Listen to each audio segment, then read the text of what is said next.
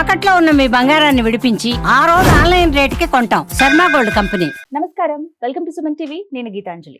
మార్చి 29వ తారీఖున అమావాస్య సూర్యగ్రహణం ఉంది అని అంటున్నారు. ఇది అంటే భారతదేశంలో ఈ సూర్యగ్రహణం అనేది ఉండదు, మనకు వర్తించదు అని అంటున్నప్పటికీ ఏమన్నా పరిహారాలు మనం పాటించాలా, అంటే పట్టు విడుపుల సమయంలో మనం ఏమైనా నియమాలంటూ కొన్ని ఉన్నాయా, అవి మనం పాటించాలని చాలా మందికి ఉన్నటువంటి సందేహం అండి. ఒకవేళ సూర్యగ్రహణం ఉందంటే కనుక ఎక్కడెక్కడ కనపడుతుంది, ప్రవాస భారతీయులు కావచ్చు, ఆ దేశంలో ఉంటున్న వాళ్ళు ఎవరైతే ఉన్నారో వారు ఎటువంటి పరిహారాలు పాటించుకోవాలి, అంటే ఉన్న దగ్గరలోనే ఎవరైనా అయ్యగారు దొరికితే కనుక ఎటువంటి దానాదులు మనం ఇస్తే మంచిది, ఇవి తెలుసుకుందాం. అలాగే ఈ గ్రహణ ప్రభావం ఎవరిపైన ఎక్కువగా ఉంటుందో కూడా తెలుసుకుందాం. వివరించేందుకు ప్రస్తుతం మనతో పాటు ఉన్నారు ప్రముఖ జ్యోతిషులు బ్రహ్మశ్రీ నందిభట్ల శ్రీహరి శర్మ గురువు గారు. వారితో మాట్లాడదాం. గురుగారు నమస్కారం అండి. వాగర్థావివ సంపృక్తౌ వాగర్థ ప్రతిపత్తయే జగతః పితరౌ వందే పార్వతీ పరమేశ్వరౌ. సదాశివసమారంభాం శంకరాచార్య మధ్యమాం అస్మదాచార్య పర్యంతం వందే గురు పరంపరాం. ఆదిత్యాయ చ సోమాయ మంగళాయ బుధాయ చ గురు శుక్ర శనిభ్యశ్చ రాహవే కేతవే నమః. శృంగేరి జగద్గురు పీఠాధిపతులకి, కంచి పీఠాధిపతులకి నమస్కారములు తెలియజేసుకుంటూ కార్యక్రమాన్ని ప్రారంభిద్దాం.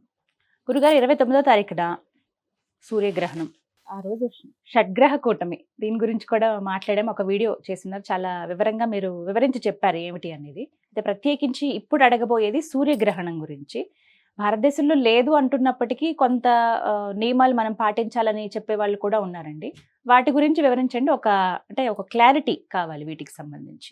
వాస్తవం, మనం ఇంతకు ముందు చంద్రగ్రహణానికి సంబంధించినటువంటి వీడియో కూడా చేసుకున్నాం. సో ఆ చంద్రగ్రహణానికి సంబంధించినటువంటి వీడియోలో ఏ దేశాలు ఎఫెక్ట్ అవుతున్నాయంటే America, Canada, Mexico, Australia, New Zealand, Japan వంటి దేశాలు. ఇప్పుడు 29వ తారీఖు రోజున, అనగా హోళీ పండుగ రోజున చంద్రగ్రహణం, ఇప్పుడు అమావాస్య రోజున సూర్యగ్రహణం. ఈ సూర్యగ్రహణం కూడా మోస్ట్ ఎఫెక్ట్ కంట్రీ ఏదయ్యానంటే America, south America, north America, Atlantic ocean దేశ ప్రాంతాలు. కాబట్టి ఖచ్చితంగా అమెరికా ప్రధానంగా మోస్ట్ ఎఫెక్ట్ అవుతుంది. ఎందుకంటే 2 గ్రహణాలు అమెరికాలోనే దృశ్యమవుతున్నాయి. మనము సంతోషపడాల్సిందని కాదు, మన భారతదేశంలో ఈ గ్రహణము లేదు. కాబట్టి గ్రహణ సందర్భంగా పట్టు స్నానాలు, విడుపు స్నానాలు, సంబంధించినటువంటి స్తోత్ర పాఠాలు, అలాగే ఇల్లు కడుక్కోవడాలు, శుభ్రం చేసుకోవడాలు, ఇలాంటివి పాటించాల్సిన అవసరం లేదు. ఇది ఒక్కటి మాత్రం వీక్షించేటువంటి సుమన్ టీవీ ప్రేక్షకులు గమనించాలి. అయితే నియమాలు పాటించకపోయినా దాని ప్రభావం మాత్రం భూమి మీద నివసిస్తున్న ప్రజలందరికీ కూడా ఉంటుందమ్మా. అందుకనే ఎఫెక్ట్ కంట్రీ అమెరికా కాబట్టి అమెరికాలో అంతర్యుద్ధాలు బాగా పెరుగుతాయి ఈ గ్రహణ ప్రభావ తదనంతరం. అందుకనే వార్తల్లో మీరు గనక గమనించుకున్నట్లయితే ఈ హైతీ ఉగ్రవాదుల వీళ్ళు ఏమంటారు, హమాస్ వాళ్ళు, వీళ్ళందరూ ఉంటారు కదా, తీవ్రవాద సంస్థలు, వాళ్ళందరూ కూడా అమెరికా పరిపాలిస్తున్నటువంటి ట్రంప్ని హతమారుస్తామని చెప్పి ఈ మధ్య చాలా హెచ్చరికలు, వరుసగా హెచ్చరికలు. అంటే ఏ దేశానికి ప్రధానికి లేనటువంటిది, ఏ దేశాధ్యక్షుడికి లేనటువంటి మరణానికి సంబంధించిన హెచ్చరికలు ట్రంప్కి వస్తున్నాయి. అంతేకాకుండా ఇప్పుడు అమెరికాలో టోర్నడో రూపంలో దాదాపు అఫీషియల్గా 50 మంది అని అంటున్నారు, అన్అఫీషియల్గా ఇంకెక్కువగా కావచ్చు. మనుష్యులు సంబంధించిన మరణం కంటే కూడా ఆస్తి నష్టం ఎక్కువగా ఉంది. తద్వారా అమెరికాలో చాలా ఇబ్బందిని ఎదురు చూస్తున్నారు. అంతేకాకుండా ఈ గ్రహణం అనేటువంటిది జలరాశిలో ఏర్పడుతుంది. అలాగే గ్రహణం అయిపోయిన తర్వాత అదే రోజు రాత్రి శని కూడా మార్పు చెందుతున్నాడు మీనరాశిలోకి. ఈ కారణం చేత ఎప్పుడైతే శని ప్రవేశం చేస్తున్నాడో అప్పుడు షడ్గ్రహ కూటమి అనేటువంటిది ఏర్పడుతుంది. ఈ కారణం చేత సూర్యగ్రహణ ప్రభావం, శని మార్పు, షడ్గ్రహ కూటమి, ఈ 3 ఉండడం వల్ల చాలా మటుకు సమస్యలు అనేటువంటివి ఎదురవుతాయమ్మా. కాబట్టి మన భారతదేశంలో కనిపించదు కాబట్టి నియమాలు పాటించాల్సిన అవసరం లేదు, ఆనందంగా ఉండవచ్చు. కాకపోతే ఆ యొక్క గ్రహణ సమయం మన భారతదేశ కాలమానాన్ని కనుక చూసుకుంటే 29వ తారీఖు రోజున మధ్యాహ్నం 2:20 నుంచి సాయంకాలం 4:17 వరకు ఉంటుంది. మనకు మధ్యాహ్నం, వాళ్ళకి మాత్రం ఉదయం పూట అవుతుంది అది. కాబట్టి ఈ సంబంధించినటువంటి ఈ కాలమానానికి సంబంధించి ఆ సమయంలో ఎవరైనా కానీ ఇష్టదేవత ఆరాధన చేసుకుంటే చాలా ప్రభావం ఉంటుంది. అయితే కొన్ని రాశుల వారికి మంచి జరుగుతుంది, కొన్ని రాశుల వారికి ఇబ్బంది. కాబట్టి ఈ గ్రహణ ప్రభావం వలన ఏ రాశి వాళ్ళకి బాగుంటుందనంటే వృషభ రాశి వారికి, తులా రాశి వారికి, మకర రాశి వారికి సంపూర్ణంగా యోగ కాలం. ఇక ఎవరికి మధ్యమంగా ఉంటుంది అని అంటే కర్కాటక రాశి వారికి మధ్యమంగా ఉంటుంది, మిథున రాశి వారికి మధ్యమంగా ఉంటుంది. కాబట్టి మేషరాశి వారికి ఎక్కువగా ఖర్చులు, అనవసరమైన ప్రయాణాలు ఉంటాయి.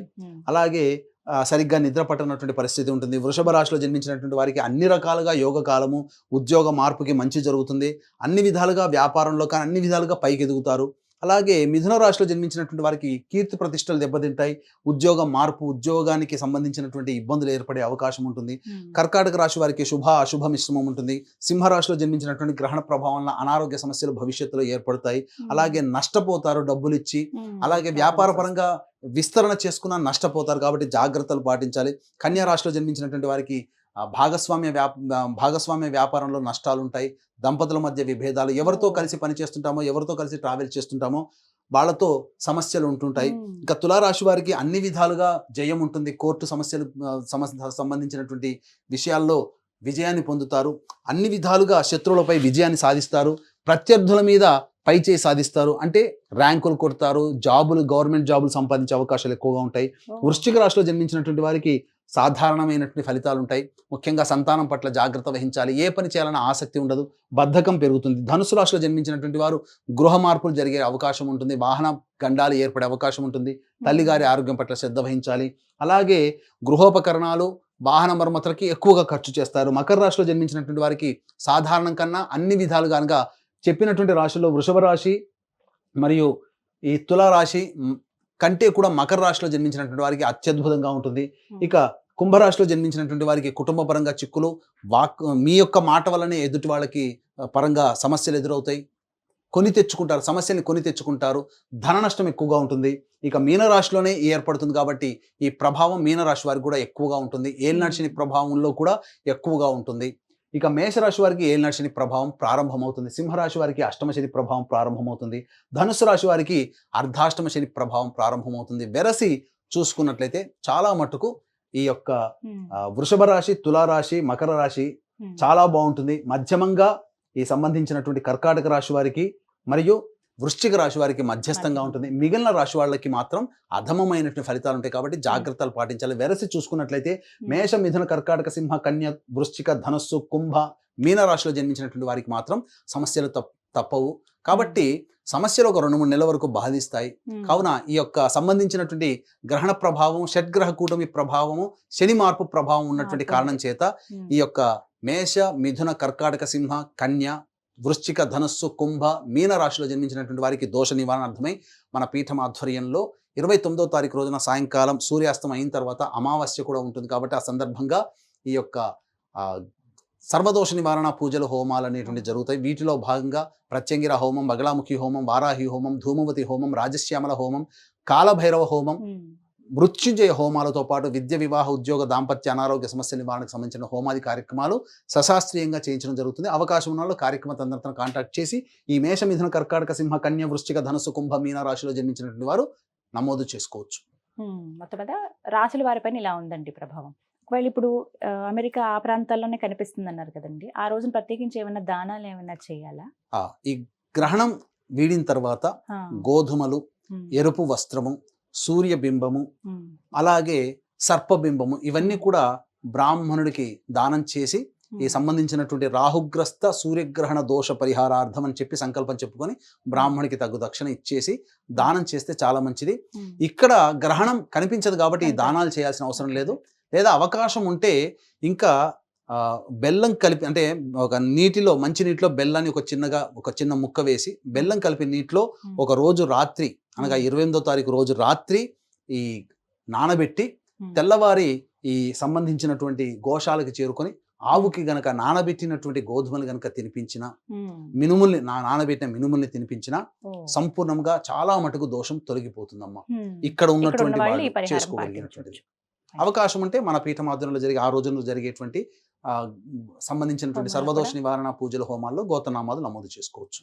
చాలా చక్కగా వివరించారు గురుగారు, ధన్యవాదాలండి. సర్వం శ్రీ ఉమామహేశ్వర పరబ్రహ్మార్పణమస్తు.